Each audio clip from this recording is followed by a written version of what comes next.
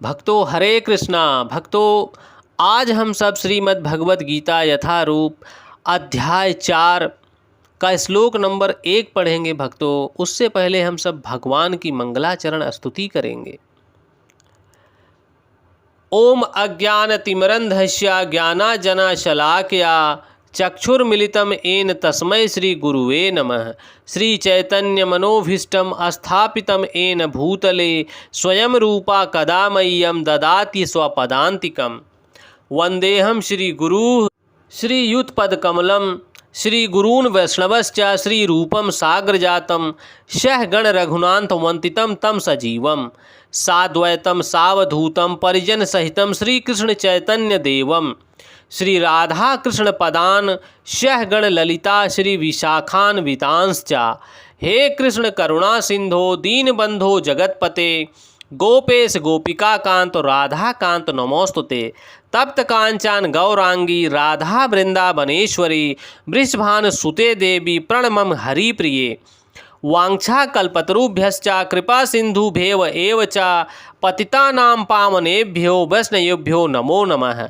जय श्री कृष्ण चैतन्य प्रभु नित्यानंद श्री अद्वैत गदाधर श्री वसादि गौर भक्त वृंद। हरे कृष्णा कृष्ण कृष्णा हरे हरे हरे रामा राम रामा हरे हरे। हरे कृष्णा कृष्ण कृष्णा हरे हरे हरे रामा राम रामा हरे हरे।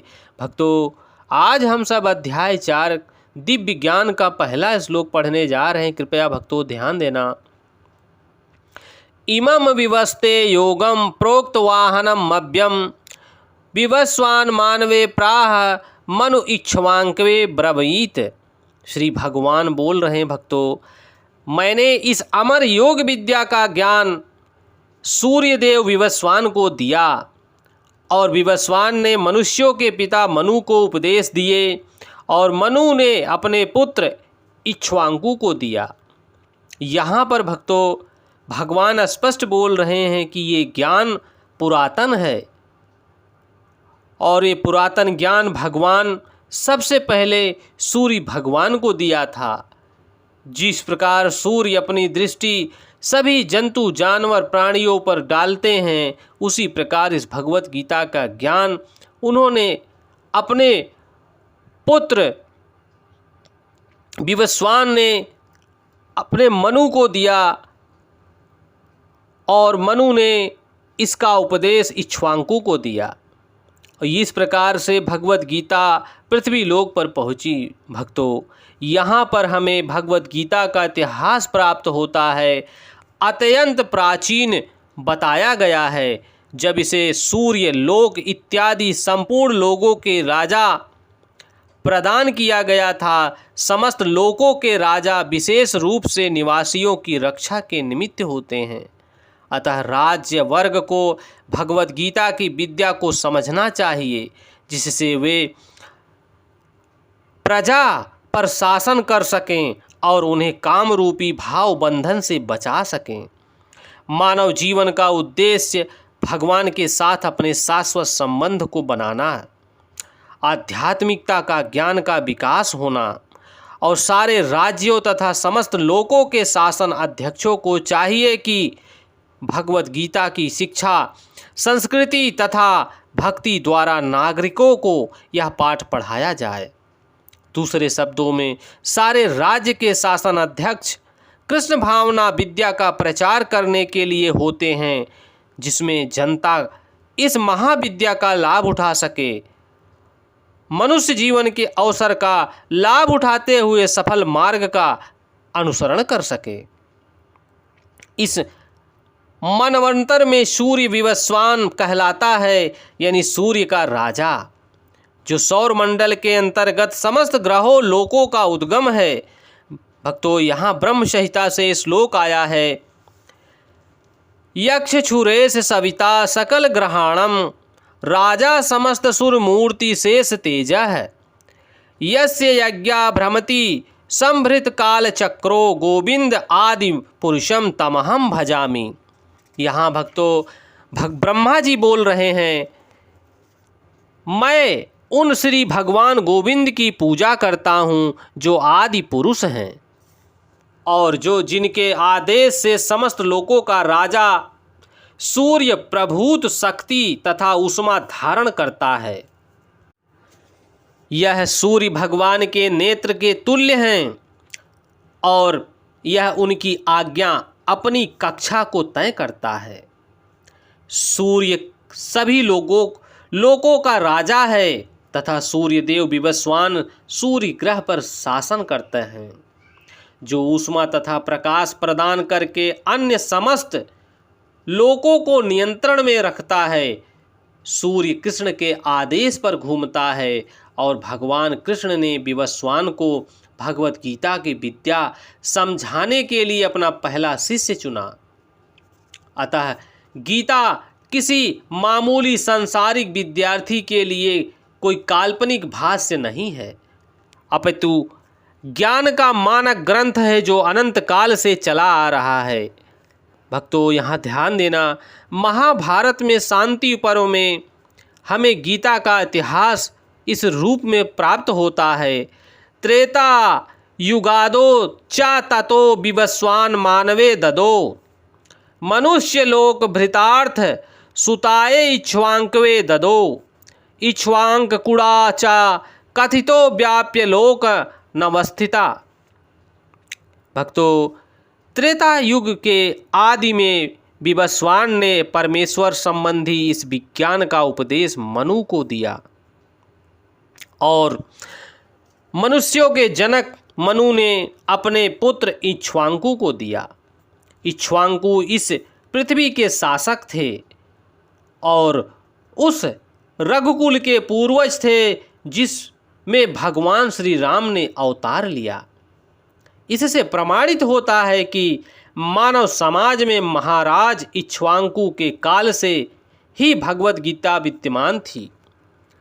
भक्तों, लगभग इस समय कलयुग के केवल 5000 वर्ष बीते हुए हैं, जबकि इसकी पूर्ण आयु 4,32,000 वर्ष है। इसके पूर्व द्वापर युग 8 लाख वर्ष का था और इसके भी पूर्व त्रेता युग 12 लाख वर्ष का था। इस प्रकार लगभग भक्तों 20,05,000 वर्ष पूर्व मनु ने अपने शिष्य तथा पुत्र इक्ष्वाकु से, जो इस पृथ्वी के राजा थे, श्रीमद् भगवत गीता कही। वर्तमान मनु की आयु लगभग 3,53,00,000 वर्ष अनुमानित की जाती है, जिसमें से 12,04,00,000 वर्ष बीत चुके हैं। यह मानते हुए कि मनु के जन्म के पूर्व भगवान ने अपने शिष्य सूर्य देव विवस्वान को गीता सुनाई। मोटा अनुमान यह है कि गीता कम से कम 12,04,00,000 वर्ष पहले कही गई थी और मानव समाज में यह 20 लाख वर्षों से विद्यमान है। इसे भगवान ने लगभग 5,000 वर्ष पूर्व अर्जुन से पुनः कहा। गीता के अनुसार ही तथा इसके वक्ता भगवान श्री कृष्ण के कथन के अनुसार यह गीता के इतिहास का मोटा अनुमान लगाया जा सकता है।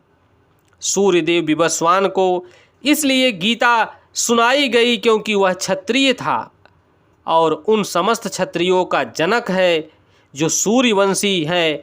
चूँकि भगवत गीता वेदों के ही समान है क्योंकि इसे श्री भगवान ने कहा था। अतः यह ज्ञान अपौरुषेय है। यह चूँकि वैदिक आदेश को यथा रूप में बिना किसी मानवीय विवेचना के स्वीकार किया जाता है। भक्तों, गीता को किसी भी सांसारिक विवेचना के बिना स्वीकार किया जाना चाहिए।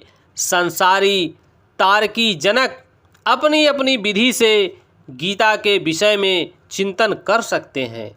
गीता का यह यथारूप भगवत गीता नहीं है, अतः भगवत गीता को गुरु परंपरा से यथारूप में ग्रहण करना चाहिए। भक्तों, यहाँ पर भगवान स्पष्ट समझाने का प्रयास कर रहे हैं हम सबको कि भगवत गीता का ज्ञान अगर हम गुरु परंपरा के माध्यम से स्वीकार करते हैं तो गीता के प्रत्येक श्लोक को हम समझ सकते हैं और अपने जीवन में उतार कर भगवान को प्राप्त कर सकते हैं। यहाँ पर यह वर्णन हुआ है कि भगवान ने इसे सूर्यदेव से कहा, सूर्यदेव ने अपने पुत्र मनु से कहा और मनु ने अपने पुत्र इक्ष्वाकु से कहा। भक्तों, यह ज्ञान परंपरा के माध्यम से पृथ्वी पर आया है और इसी परंपरा के माध्यम से इस ज्ञान को हम सब प्राप्त कर रहे हैं। भक्तों, इस परंपरा की कड़ी में जुड़ते जाइए और अपने जीवन को संवारते जाइए और भगवान के ज्ञान को अपने अंदर ग्रहण करते जाइए, अपने आप को कृष्ण भावना अमृत में डुबाते जाइए, भगवान के प्रेम का रस पीते जाइए। इस प्रेम का रसपान करते हुए भक्तों हम सबको भगवान के परम लोक जाना है। भगवान की दिव्य प्रेमा शक्ति हम सबको प्रेम पूर्वक इंतजार कर रही है। भक्तों, हमारे सबके भक्ति के ऊपर निर्भर करता है कि हम भगवान को कैसे प्राप्त कर सकते हैं, क्योंकि वो परमपिता परमेश्वर हैं, बड़े दयालु हैं। क्योंकि हम नाराज होकर अपनी इच्छा जाहिर करके भक्तों इस माया नगरी, इस धरा पर हम आकर गिर पड़े हैं, जिसमें फंस चुके हैं। पुनरपि जन्मरपि पुनरपि मरणम, इस माया नगरी में हम मोहित हुए बैठे हैं। भक्तों, इस माया नगरी से ऊपर उठकर हमें भगवान का चिंतन करना चाहिए और सदैव भगवान का चिंतन करते हुए हमें भगवान का स्मरण रखना चाहिए। भक्तों, भगवान का नाम का कीर्तन करते हुए हमें इस धरा से जाना है। हरे कृष्णा कृष्ण कृष्णा हरे हरे, हरे रामा राम रामा हरे हरे, हरे कृष्णा कृष्ण कृष्णा हरे हरे, हरे रामा राम रामा हरे हरे, हरे कृष्णा कृष्ण कृष्णा हरे हरे, हरे रामा राम रामा हरे हरे। भक्तों, आप सबको भगवत बाणी अच्छी लग रही है तो और भक्तों तक पहुंचाने की कृपा करें ताकि और भक्तों का कल्याण हो सके। जय श्री कृष्ण।